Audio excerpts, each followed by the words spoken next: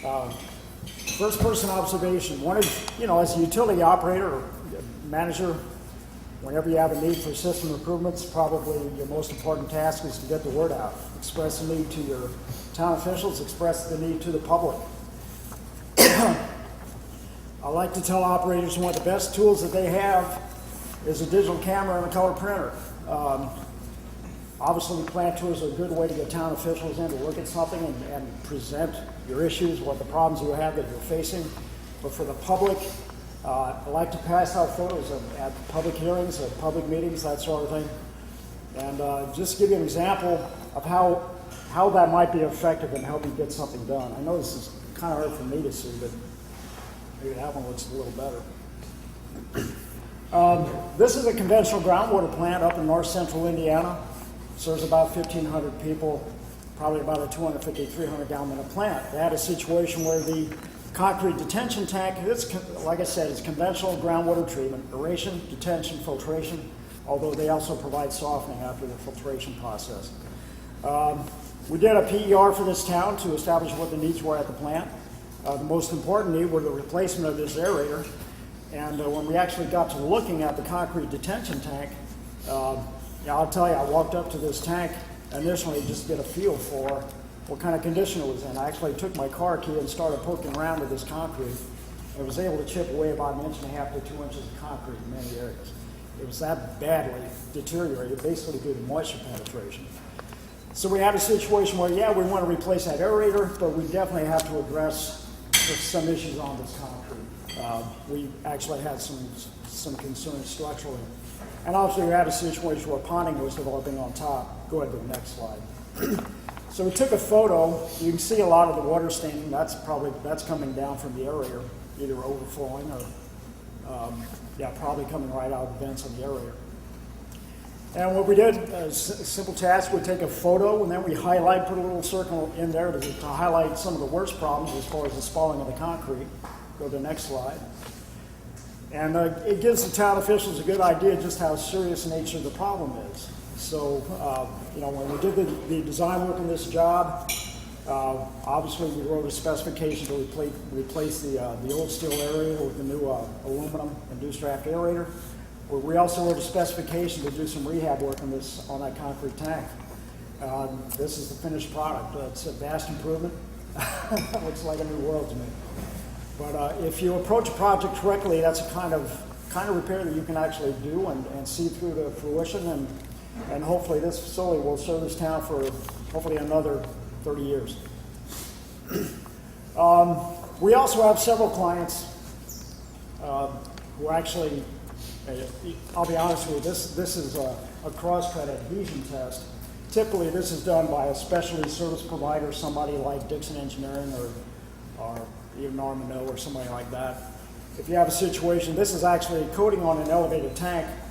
One of our clients wanted me to address the issues on this tank because there was a lot of cracking and checking in the coating, and in some areas we even had some underfilm corrosion going on. We had serious delamination going on in many areas. Many of you have probably seen photographs like this. That on the left, that item on the left is actually a dry film thickness, digital thickness gauge. But when I saw the checking and cracking, the pin holding on the coating system, I said, I don't really feel good about it. So a common test to do is what's called the cross-cut adhesion test. We actually take a steel template and a typical box knife or something like that and just cut in one direction, rotate it 90 degrees, cut the other direction. What you have then is a grid of 36 squares. You can count the squares where you still have adhesion, the ones you don't. This one has 12 squares showing fairly positive adhesion. That's 12 out of 36. So basically what we have is a situation where we've got about 66% of coating failure, and something that definitely needs to be addressed. Go to the next slide. A lot of times when I'm taking photos, or I recommend when an operator is trying to take photos, stick your hand in there, stick a pencil, stick something in there to give a sense of scale. Stick the whole operator in there if you can. But this is the bottom cone on a 250,000 gallon elevated storage tank. Obviously a severe situation here with underfilm corrosion going on and tuberculation, all kinds of nasty things. This tank, within a very short period of time, was entirely blasted and recoated. on the exterior. When you get to the inside, different things you have to look at. It's hard to see here, but this tank was just full of pitting in the bottom knuckle. And literally I counted probably 50 to 100 pits per square foot in many areas.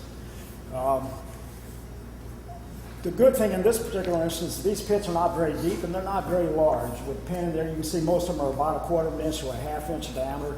Most of them are less than 1/16 of an inch deep. But this is something that has to be addressed immediately because it's only going to get worse. Pitting is a process of electrolysis. Basically, you've got steel migrating from those pits to another point, another location in the tank. We have one that shows at the point of the pen there that shows an example where the pitting is actually getting pretty severe. And there were several areas in the tank that were like that. If you hit this early enough, you can probably take care of it with a simple application of a pit filler. If you don't get it early enough, you're going to end up probably welding every one of those pits. And then you're talking about a very expensive proposition.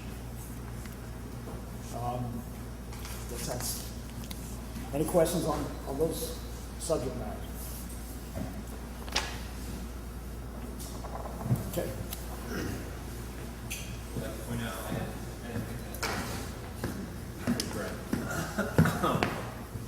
Well, unlike first-person observations about trying to get your information out, saying this is what needs to be done, and actually physically showing the situation to an individual, these next are going to be basically second-person stories. So this is where you take information about the system and explain to whoever needs to know. This is why we want to do this project. The ones I'll be talking about is town council, board of public works meetings, public hearings, newspaper stories, and local television news. I'm sure a lot of you have probably sat through your fair share of town council meetings, but this is just simple rules of thumb that always need to be keep in the back of your mind as you tend to attend these meetings. The first is try to determine who the decision makers are on the situation that you're trying to bring forward. If you're trying to get additional funds to do a certain type of project, try to determine who's going to push back on you so you can be a little prepared. Second, always be aware of the procedures, how to bring forth a proposal. Every town council is a little slightly different. And always make sure you're on the agenda before you actually go. Talk to whoever puts together the agenda, whether that be the secretary or the clerk treasurer, whoever that is. Make sure you're on there before you show up. And the last one is, like everything, try to be clear. If you have a documentation you can provide about using some of the tools that we talked about earlier, such as a map or a graphic, if you have something like that that's available, it's a good idea to bring that along so you can visually show them what you're trying to get accomplished, as well as giving that, describing the situation to them in detail. Very similar to town council meetings, basically public hearings. The difference is these are usually held for major decisions where public input is required. Same thing, always make sure you're aware of the procedures, who are the decision makers are, make sure you're on the agenda. And also keep in mind that during these meetings, there's usually a recorder recording all the information that's said during the meeting. So try to present all the information that you have available to the best of your abilities, because there is a potential of litigation to resolve for public hearings. Newspaper stories. The advantages of newspaper stories is you can get a wide reach. You can contact a lot of your customers all at once with the potential of time savings. That way, if you have an issue that keeps coming up or customers that keep coming up with the same question over and over again, you could potentially send out a newspaper article explaining what's going on in your utility, and hopefully that can head off some of the future questions that you've been receiving. And with everything, your English teacher got it right. Always remember to include the who, what, when, where, and why of the project that you're trying to do. Who's doing the project, that local utility, what's involved in the project, such as, we're installing new water main. When is the project going to occur? Early fall, late spring, so people are aware, when to expect this. Where is the project going to occur? It's going to be down Main Street, so people know why there's a big trench in the middle of the road. And why is the project? That's probably, I would consider, the most critical. Explain, we have a leaky, water main that needs to be replaced, or, something to that effect. Explain why you're actually doing the project. And then, finally, local television news. This is where you can also get your information out as well over the local TV.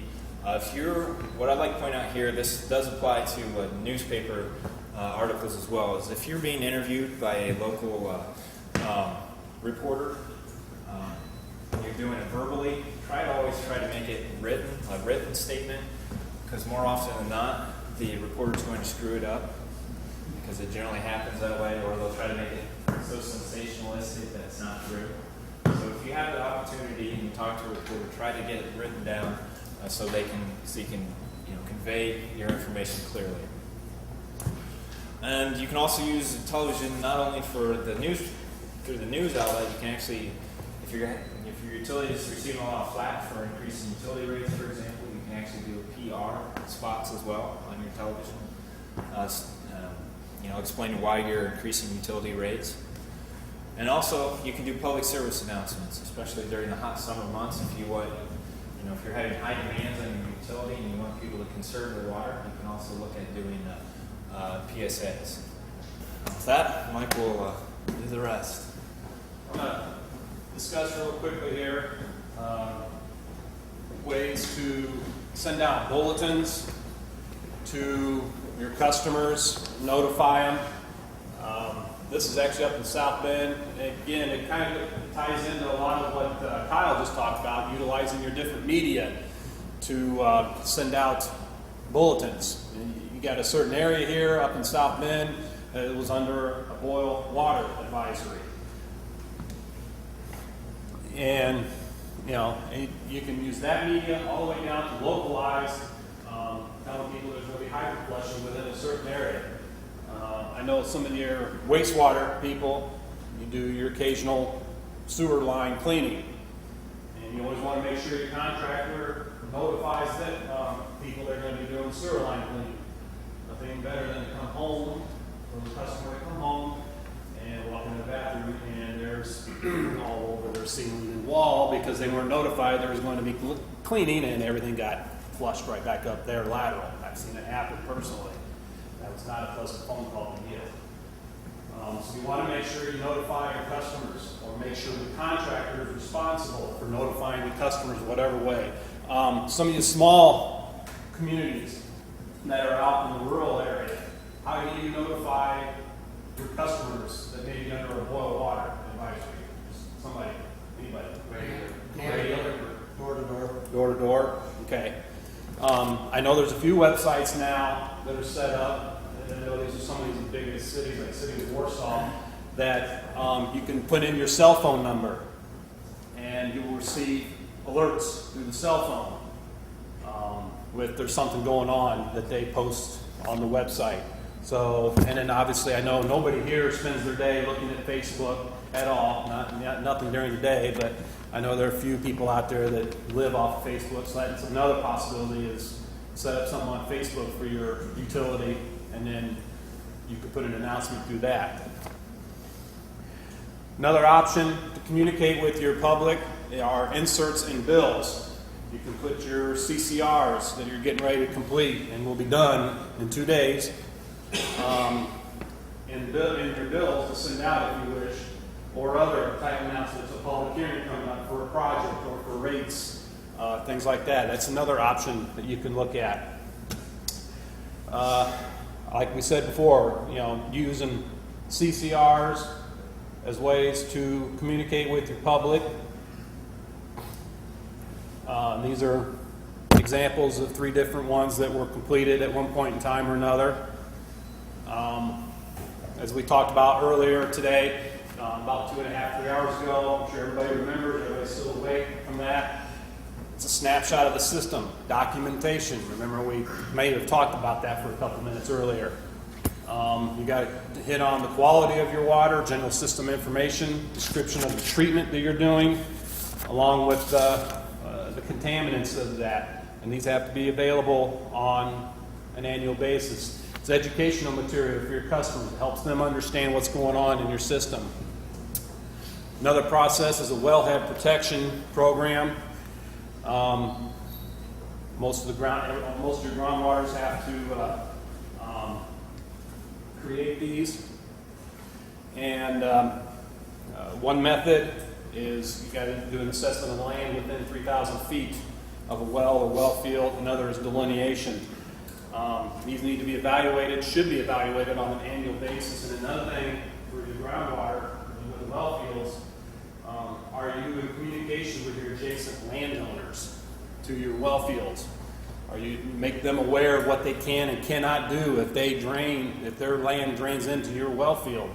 Make sure you keep an open communication with them. So that's just a real brief way of talking, especially talking with the public, which I know each and every one of us love to do. So Pat's going to wrap up the rest of it. Yes. One of the great tools out there is already available to you on the internet in most cases, and that's free publications from the EPA.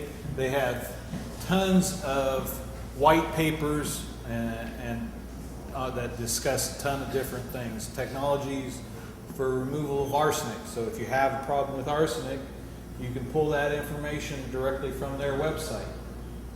IDEM, Indiana Department of Environmental Management, is another great resource. They have these 1 or 2 page fact sheets that are great for printing out and handing out if you have a specific problem like nitrate, or if you have to do a public notification.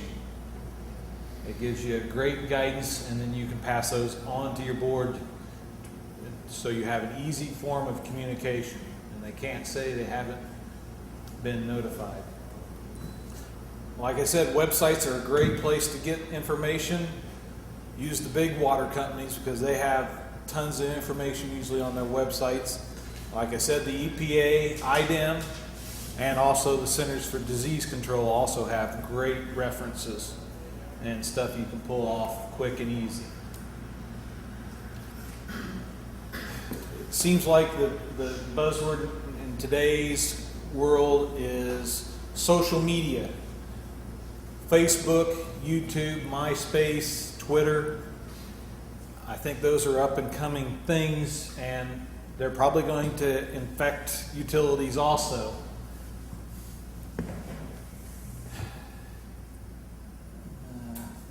San Antonio Water System has their own Facebook page, so they can get feedback from their customers directly from Facebook that they can give. That way they can show their customers what's going on in their system, and they can get feedback. They usually have daily information posted on their Facebook page, and it's a quick and easy way to get information out, and it doesn't cost you a thing. Social media, it's an up and coming tool. Use it to your benefit to get the word out.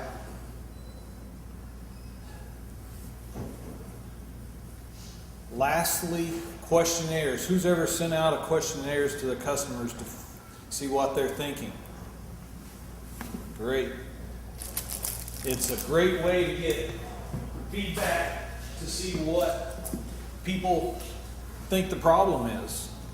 If they see the roads tore up all the time because you're fixing water mains, hopefully it'll help document that so you can go back to the board and communicate to them, hey, the customers even notice and they want something done about it. We recommend nothing more than a 2-page questionnaire that they can fill out quick and easy and send it in a envelope with a self-addressed stamped envelope, so you'll get it back. If you make it hard in any way, you won't get it back. And if you can get 15 to 20% return, you're doing great, even at that. That's communication. The cons of community buy-in, and we sort of like this comic.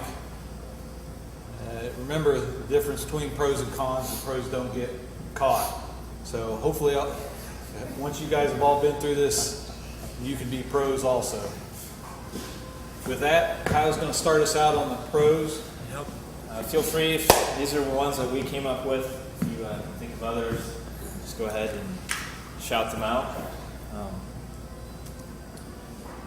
First three, doing a project, it will improve quality of your system, it will improve quantity, capacity, as well as pressure, and also increase the reliability. You replace some old mains, you can put them in with something new that won't break down. Better system understanding. Everyone thinks they know where everything is under the ground, but you may discover something about your system when you actually open that trench up and determine that's not quite how your system goes. It's kind of a side benefit of when you break open the ground. You say, oh, there's a lateral there, and as your sewage pours out into your trench. Also, reduce repair work. You have put something in new, you repair the old and faulty equipment. You should have something that should be able to work well for at least a couple of years. Also, no matter when you do the project, inflation will always go up. So if you put off a project, if you do it now as opposed to later, it will ultimately be cheaper. Better fire protection if you're including additional fire hydrants throughout your system, which goes hand in hand with reduced insurance rates.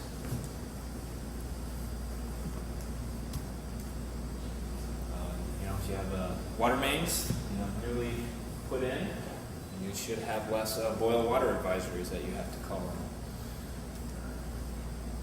And also, improved community vitality. And also, to repair your equipment, you should also have increased system life of your utilities.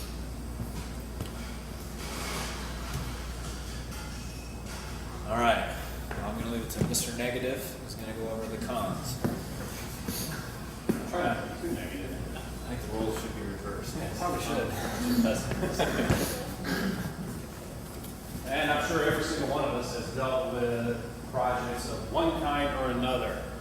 Just off the top of your head, anybody, throw out some cons that you have run into with projects.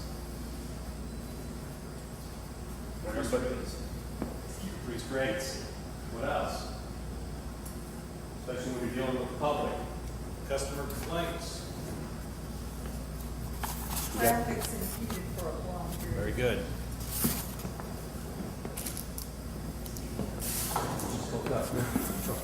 Anybody else? What about, we'll go through, we got a whole bunch here. Like you said, construction disruption. Everybody's favorite. The nosy neighbors, the busybodies, the know-it-alls, the ones that seem to think they can run the system or engineer or design the stuff better than we can. Especially, so those are one of our favorites. The NIMBY effect, not in my backyard. Water systems have a tendency probably not to as much run into these as wastewater systems do. I'm sure everybody has run into where they want to, with the treatment plant. Nobody wants that in their backyard. They just forget it's got to be put somewhere. Improvements create encroachment issues. When you have to, especially when you got a lot of utilities in the ground already, and you got to put that water main or the sewer main somewhere, you end up having to go into an easement. Everybody's favorite permit issues dealing with the regulatory agencies. Unknown utilities and conditions, like Kyle said, digging and you didn't realize there was that sewer lateral there, or you're out there in the middle of the field and you just hit that big trench drain that the farmer put in 50 years ago that nobody knew was there.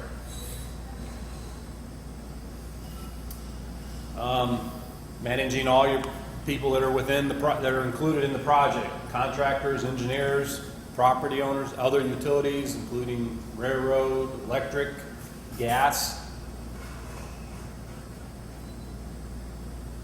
environmental constraints, with your wetlands, the floodplains, protected farmland, unintended consequences of a project. And then everybody's biggest issue right now from all communities, big to small, funding constraints. And then construction constraints within, such as within a town where everything's real tight. And Steve is going to talk some about dealing with some of these cons and some of the counter arguments to them.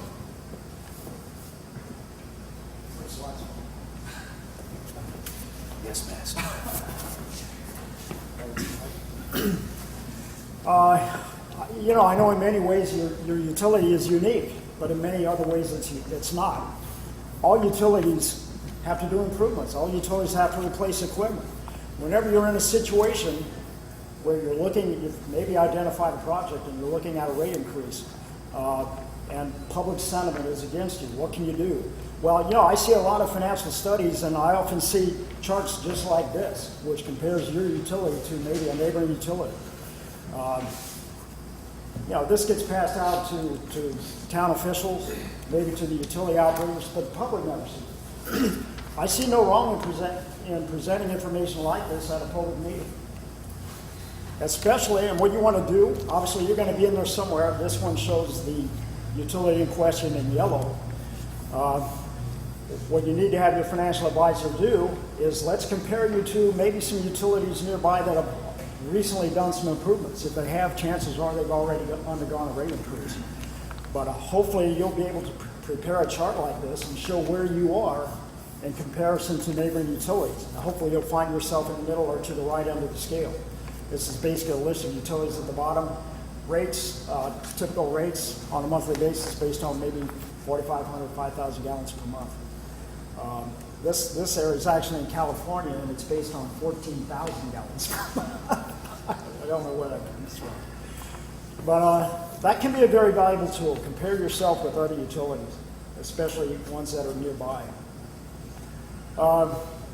Problems with rates not having been raised for a long time reminds me of a story when I was very young and first starting this business. I went to a meeting with a town who was meeting with a potential funding agency. And during the course of the meeting, we were describing the scope of the project. And at one point, the town council president pounded the table and proudly stated that he had raised water rates for 20 years. Well, that didn't go over very well, even with the funding agency. Even before bailout became a common expression, that's what he said. Now you want us to bail you out. That community eventually did get a grant, but they also had a significant local share in the project, and their rates were raised significantly, even with a grant. We believe it's very important to look at periodic rate increases. Even the IORC, if you're under IORC jurisdiction, they're not going to frown upon that if it's something you can do in small incremental amounts and do it periodically and regularly rather than waiting 10 or 15 or 20 years to have a rate increase. Just the wrong way to do it. We recommend that you work with your rate consultant on a 2 to 3 year basis to re-examine your rates, because inflation is occurring, so even what you're making 2-3 years down the road is still not what you were making at that initial time that rate was set in place. So all you're doing is cutting into your own budgets. You don't look at it on a periodic basis. Yeah, I always tell people you've got to run your utility like a business. You can't run it into red for long. It's going to come back to bite you. Your financial advisor is going to prepare a statement which is going to compare revenue, it's going to compare expenses. I think if you look at that, you'll notice that your revenues, most of your revenues come from what? They come from metered sales. That's the vast majority of it. Hydrant rentals, I always wondered about hydrant rentals. I think that's actually was kind of a gimmick to have towns transfer money from one fund into another fund, maybe from a general fund into the water fund. Also, a way to maybe use property taxes by actually taxing the fire department for the use of those hydrants. That's been done in several different ways. Connection fees, returns on investment, those are typically fairly small items, but when you look at some of the expenses, they can be pretty significant. So it's just very important to make sure your revenues meet your expenses. How do you counter complaints about construction impacts? Well, when we're doing a design project, we always have a specification from traffic control. Require the contractor to submit a traffic control plan even before construction begins, turns the first shovel. Addressing air quality. There are chemical product manufacturers out there developing new products all the time. It's kind of hard to see in the photo, but that's actually a mound of spoil material that's being covered by an acrylic polymer. And that does a couple of things. It helps stabilize the soil, helps prevent fugitive dust emissions. Very, very helpful thing to utilize on a site project, maybe a new plant, a new elevated tank, those sorts of things to keep dust under control. Once you strip topsoil, you have a long dry period, you can have a real mess in your hands. And of course, we also limit really noisy operations such as pile driving, jackhammering, anything like that. Has to be done only during certain hours of the day. Another thing we typically try to address is erosion control, either through the process we discussed previously, or through sill fencing and check damming, just putting straw bales out there and staking them in place.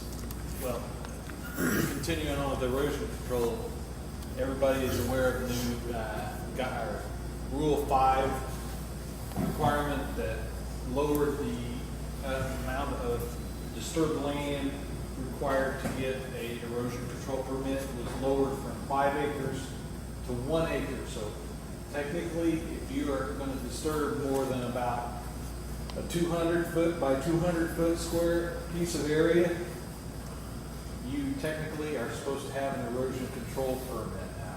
It's a real pain, but if you get caught without one, you can be shut down by either DNR, Soil and Water Conservation District, or whoever has jurisdictional control over erosion control for your county or municipality. And also be aware it's a total project disturbed. It's not just even if you're doing sewer lines and a new sewer treatment plant.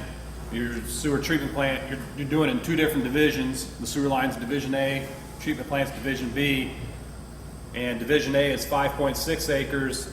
The treatment plant's only a ½ acre. That treatment plant has to be included in the erosion plan also. So just be aware of that. Yeah. How to deal with nosy neighbors and busybodies. I know it's hard to see, but can anybody recognize that individual name? What's Mrs. Kravitz. All right, give that man a prize. There you go. Yeah, it's Gladys Kravitz from Bewitched. I'd love to see her reaction to various things that are going on. In her case, it was next door. But the thing about nosy neighbors is they can be very enthusiastic. The key is to find the ones who actually understand your needs and who would actually support your project. They can be very useful to get the word out. By the same token, if it doesn't take long to talk to these people to understand their sentiment, if they have an opposition to you, the best thing is just turn away. Compliment for their interest in your community, but respect their privacy and expect the same. Not in my backyard. I like the little cartoon here. Here's a guy who's saying, "Fix our potholes now." He's standing in a small chuck hole. 7 years later, he's knee deep in it. And the local roadway authority wants to build an asphalt plant. So now it's changed to no, and he's saying no asphalt plant. You just got to realize that when you're doing a project, things have to go somewhere. And the best you can do is just try to distinguish between supporters and opposition and work those problems out. It's important to build allies, whether it be a local school corporation, it could be local businesses, it could be a fire department. I have tried to build people who will support you, who have a general support for your project. The important issue is to strengthen your supporters and soften the opposition. Ours is song, how'd the song go? accentuate the positive, eliminate the negative. Improvements or encroachment issues.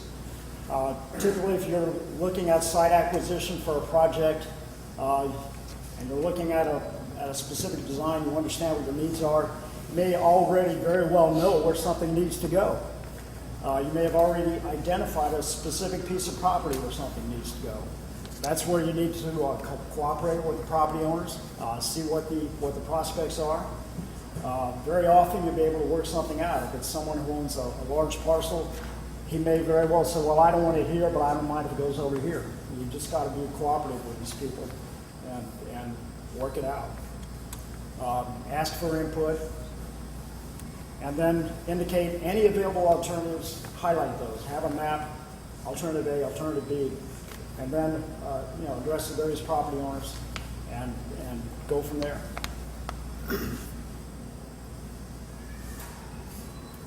Is this still me?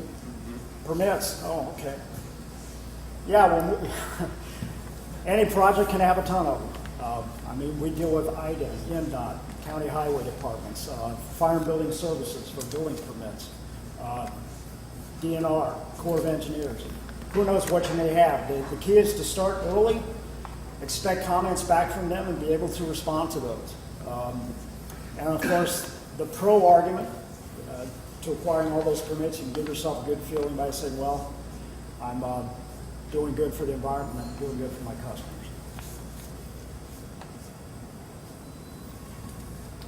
This is you, Pat. Yes. So counter arguments on cons for unknown utilities. Expect them. They are going to occur. Plan for them by having some contingencies, some extra monies there to pay for dealing with them.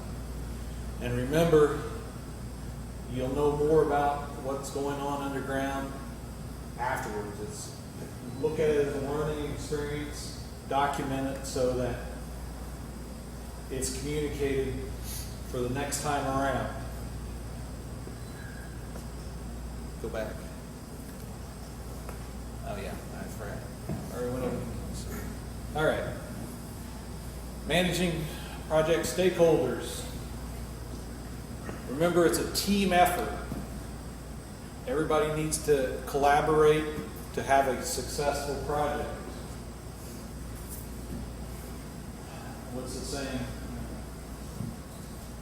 Sugar instead of vinegar will get you a lot farther in life. So don't be adversarial. Maintain open communications, be it phone, internet, emails. It seems like everything is going email communication anymore. And then learn to speak the language or ask for a translation. You're going to work with engineers that love to speak in abbreviations and different vernacular than you may be used to. Don't be afraid to stop them and say, what in the heck did you just tell me? Because there are going to be things that we as engineers take as common language that unfortunately are not. Same thing with your contractors. They need to communicate in a way that you understand also. So ask for a translation or learn to speak the language. Environmental constraints. Ultimately, remember you're stewards of the environment, and this is being done to help save the environment in the long run. You're going to have to be innovative. Look at the different and new construction alternatives or technologies that are out there for meeting your needs while reducing the environmental impacts. Financial incentives. There are even agencies out there nowadays that will give you a reduced loan rate if you go with environmentally friendly construction alternatives. The main one out there is the state revolving fund. You can get up to 0.5% off your loan rates if you can provide a green component in your construction. And lastly, go back to the reduce, reuse, and recycle concept that came out of EPA. You want to reduce your impact by maybe using a more innovative construction method. Instead of open cutting, you directional drill. Reuse your infrastructure. Instead of digging up a sewer, line the sewer. And then lastly, work with your contractor to recycle debris. Many times you'll have excess